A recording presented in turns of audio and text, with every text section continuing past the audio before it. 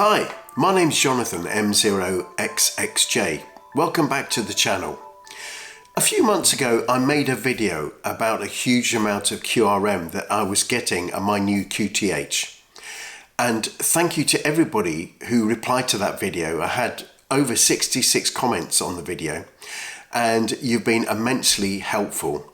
I have actually managed to diagnose what the source of the noise is, and I will reveal that culprit at the end of the video.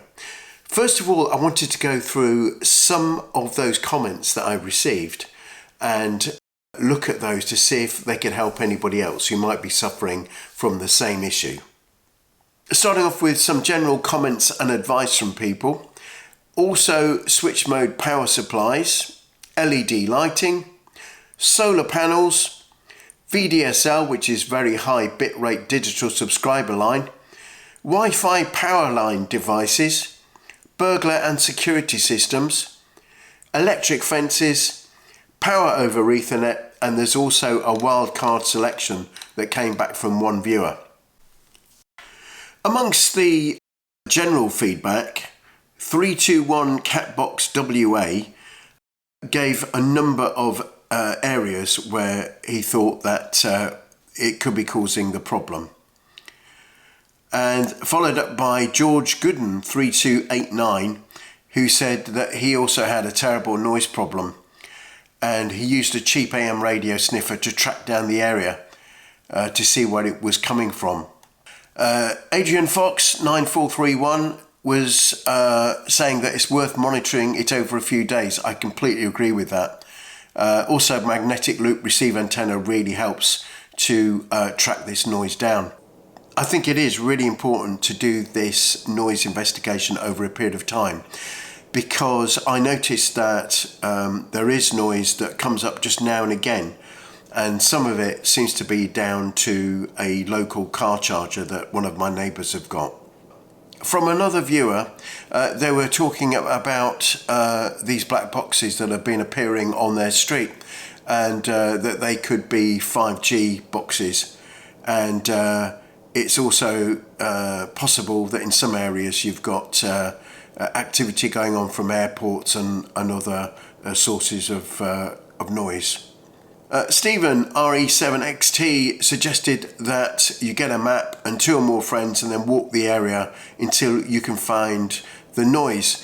I did actually walk out over a fairly wide area around my home, and I did notice that the sound was emanating way beyond about 100 meters, so it was over quite a large area. But as I said, I did actually manage to narrow down the noise that was in my immediate QTH. 13 team came up with some suggestions and said that they could actually see on 21 megahertz some of similar type of noise profile on an SDR, and I think that's a really important point. I think it's definitely worth checking SDRs that might be in your locality to see if you can see that interference, so you can rule that out as being something that's being generated locally.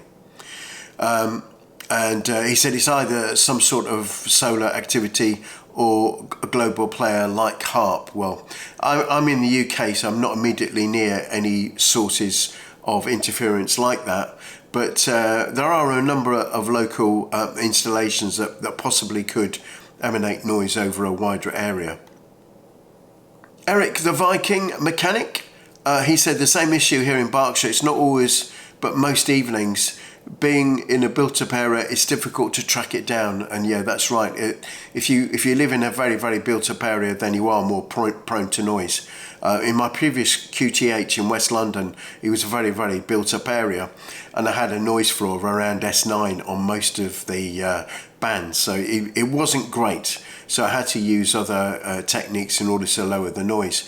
However, in my current QTH, which is a bit more out in the countryside, I can now get the noise floor down to about S3, which is pretty good. That's after I discovered what the actual source of the noise was. So the biggest response that I got was around noise coming from switch mode power supplies. And Mark Kusberg 2770 suggested that we turn off all the breakers in the main panel one at a time until you determine the electronics inside your home is not an issue, and particularly identify these small power supplies that you can buy very, very cheaply from China that have an issue. Old Man Badley comes up with some interesting points. I think I can rule out the local nuclear power plant, but yeah, there could be actually a mixture of natural noise and phenomena, and you've got to take that into account as well as man-made noise. And so it is very much about going through it painstakingly and seeing whether or not you can identify where the noise is coming from. W8BIA TV repeater 638 said that he could hear a noise coming from a plasma TV and also a switching power supply. And he said, have you tried switching off your AC power in your house to see if the issue disappears? Well, I didn't turn off all of the power all at the same time, but I did take down various units one at a time. I think if I had taken off the whole supply all in one go, then I would have actually identified the source of the noise perhaps a little bit earlier. Laybraith 3561 saying that they've got a similar problem, and it turned out to be a laptop power supply in their case that was causing the issue.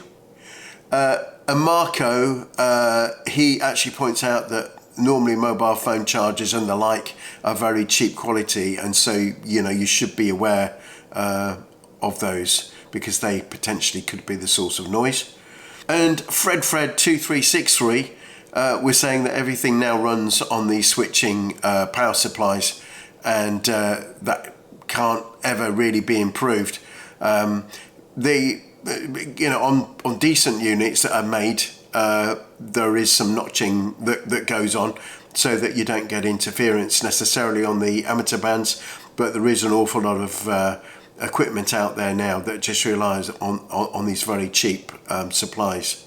Next we'll move on to LED lighting. Got LED lighting in this room, but it's suppressed, and actually I don't get a lot of interference, fortunately, from this LED, although it is a prominent source of noise for some people. Piston Broke said that he has the same interference on 20 and 40 meters, and he finds that they're actually unusable, and he noticed it only happens when the neighbour that backs onto his house has his garage door open, and he thinks that could be a combination of LED lighting and battery chargers and the like. And same here in the middle of Brazil, says Roni Carrera, caused by cheap Chinese LED lamps, he thinks. And let's move on to solar panels. There are increasingly a number of households now being encouraged to install solar panels on their houses, and the inverters that come with them can quite often be the source of noise for radio amateurs. Anton CF3XD says that he has the same problem at his QTH in South Africa, and he's been able to narrow that down to cheap Chinese solar installations around him, and in particular the inverters and the charger controllers, and additionally he cites cheap switch mode supplies as also being an issue. K2ICC says that solar panels in your own home around the block could actually be a source of some of the noise and can be identified by using some direction finding techniques. And then Dennis 8019 says he's having the same issue. Even the lines in the display is since my neighbours have solar panels on the roof, it's horrible, and they say they can't change anything. VDSL is gradually being replaced with fibre, particularly here in this area where I live, and that means that we can get a reduction in the amount of noise that VDSL causes.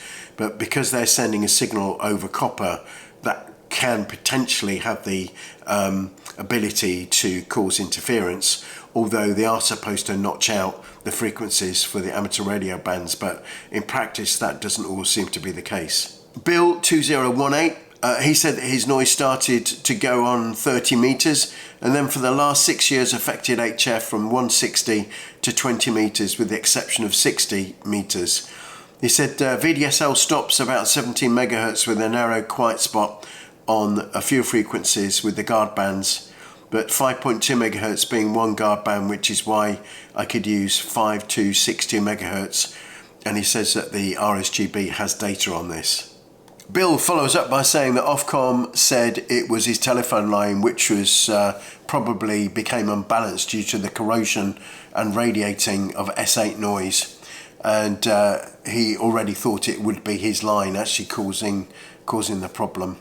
Bill's also said that it's cleared up this year since they moved over to fibre, so now he's got his hobby back, which is great news, Bill. And Arctic Radio says, solar panels nearby, the control unit causes horrendous noise. I now run my radios to my car battery away from the house or work portable. And a quick look at Wi-Fi power lines. They seem to be increasingly popular where people are using these in order to extend the coverage of their Wi-Fi within their house. And they're using these horrifically awful things that plug into the mains that then radiate a signal through their mains wiring in their house, which is not good at all. Beaufort 3948 says it was getting noise across the whole band and he found it was being radiated by the house mains wiring, which he had tried to use to extend his router access over the Wi-Fi power line units. He said the Wi-Fi extension worked great, but the noise from the wiring was too much. I have an example of the noise that you can actually experience with a neighbour using the Wi-Fi power line units, and this is an example of it. You can see here quite horrific amount of noise coming through. Then we move on to security systems and burglar alarms and the like, which extensively use wiring and systems that can have the potential for causing interference. Matt HAXX7137 said he had a similar problem, checked online SDRs to see if the problem was local, and he found that it was, and he set up a radio with a battery and a short wire antenna and went on a walkabout. It turned out the problem was noise radiating from a burglar alarm, and he said the house is insecure, but the QRM is gone. Electric fences. My brother lives out in the country in Scotland and is surrounded by electric fences, and I presumed that I'd be able to operate portable at his QTH without any trouble at all with a low noise floor. But in fact, the local farmer had put up electric fences and they weren't properly connected up, and there was a short going on and it was causing a huge amount of static and amount of noise right across the HF bands. Joseph Malek 6541 asked about the possibility of electric fences, but I think in the main that was a fairly rare occurrence for only people who live near somewhere that would have an electric fence. Stuart Jameson 6917 made an interesting observation. He was saying that it turned out to be a cannabis farm in his case. And finally, we move on to power over Ethernet. We've had a number of comments that relate to power over Ethernet, and 2E0LMI Neil said that he has exactly what I show on my video on 10 meters. It peaks every 30 kilohertz from about 15 meters up to 2 meters. He said he doesn't have the massive noise that I've got on the lower bands, but he has recently direction hunted it using a 2 meter HT with a small loop antenna.